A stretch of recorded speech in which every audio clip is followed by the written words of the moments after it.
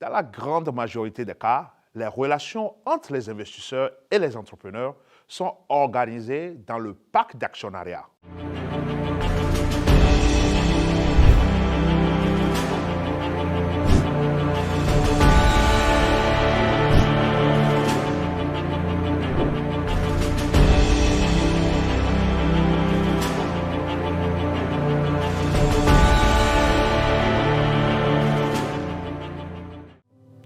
Les relations entre investisseurs et entrepreneurs, à bien réfléchir en amont, investisseurs et entrepreneurs sont des binômes complémentaires qui agissent pour chacun leurs propres intérêts, mais aussi pour l'intérêt de l'entreprise. Dans la grande majorité des cas, les relations entre les investisseurs et les entrepreneurs sont organisées dans le pacte d'actionnariat.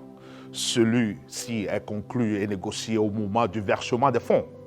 Les clauses liées aux fondateurs dirigeants, avant d'investir dans une start-up, un investisseur va juger la capacité de l'équipe dirigeante à surmonter les obstacles et les embûches de la vie et de toute société. Son premier motif d'investissement sera la qualité de l'équipe fondatrice. Par conséquent, l'investisseur va se protéger d'un départ imprévu d'une personne clé. En contrepartie du financement, il aura tendance à poser comme condition que les dirigeants s'engagent dans la durée dans cette aventure. Par exemple, le pacte d'actionnaires pourra contenir des clauses interdisant aux dirigeants d'exercer des fonctions dans d'autres entreprises ou de vendre leurs actions pendant une certaine durée, ce qu'on appelle lock-up. Des clauses prévoyant la perte de leurs actions et d'autres instruments incitatifs s'ils devaient l'entreprise avant une certaine date vesting. Des clauses de non-concurrence, des clauses attribuant à l'entreprise les propriétés intellectuelles créées par les fondateurs. En contrepartie du pacte d'actionnaires, les dirigeants pourront conclure des accords incitatifs d'intéressement et de participation au capital. L'objectif de ces outils est de motiver les dirigeants malgré une forte dilution. On peut citer les stocks options, stocks d'achat, les clauses liées à la liquidité de l'investissement. L'objectif des investisseurs est de percevoir un retour sur leurs investissements, plus ou moins rapidement. Ainsi, différentes clauses sont destinées à permettre aux investisseurs de vendre leur participation de manière à percevoir le fruit de leur investissement. Par exemple, les investisseurs peuvent obtenir le droit de faire mettre en vente la totalité des actions de l'entreprise à l'issue d'un certain délai si les actionnaires majoritaires ne leur ont pas offert une liquidité satisfaisante. Le fait de vendre la majorité des actions permettra d'obtenir un meilleur prix que s'il est uniquement proposé à la vente une participation le plus souvent minoritaire. Dans la pratique, la mise en œuvre de cette clause est très difficile car si l'entrepreneur ne veut pas vendre, il sera peu aisé de convaincre un acheteur de faire une offre. Ainsi, les investisseurs demanderont de pouvoir céder prioritairement tout ou partie de leurs actions avant les fondateurs en cas d'acquisition de bourse ou de projet de vente par les fondateurs de leur participation.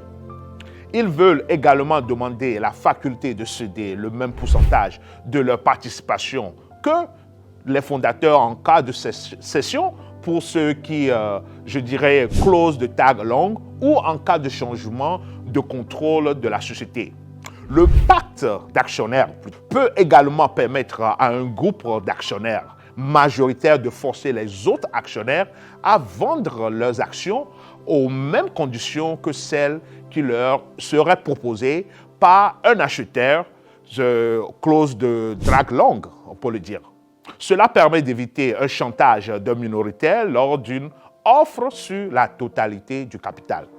Les clauses liées au contrôle par les investisseurs des décisions de l'entreprise, dans un souci de protection des fonds apportés par les investisseurs, des clauses prévoyant une autorisation des décisions importantes sont souvent prévus.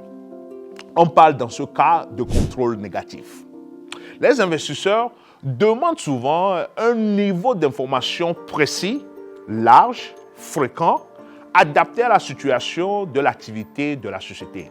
Pour ce faire, les investisseurs pourront demander de faire partie d'un comité de surveillance afin d'exercer éventuellement un droit de veto pour des décisions comme la modification des statuts, l'embauche des collaborateurs clés, de la modification de la stratégie de l'entreprise ou lors de l'acquisition de cessions d'actifs.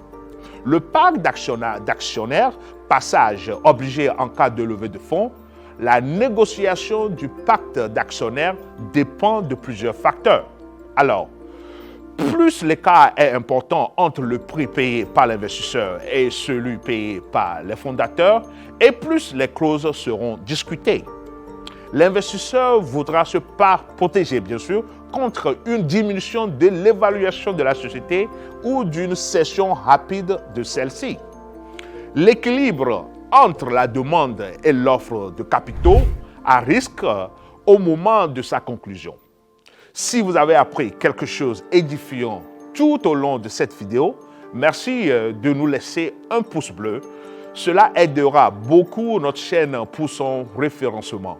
Merci d'avoir regardé cette vidéo jusqu'à la fin et à la prochaine fois pour une nouvelle vidéo.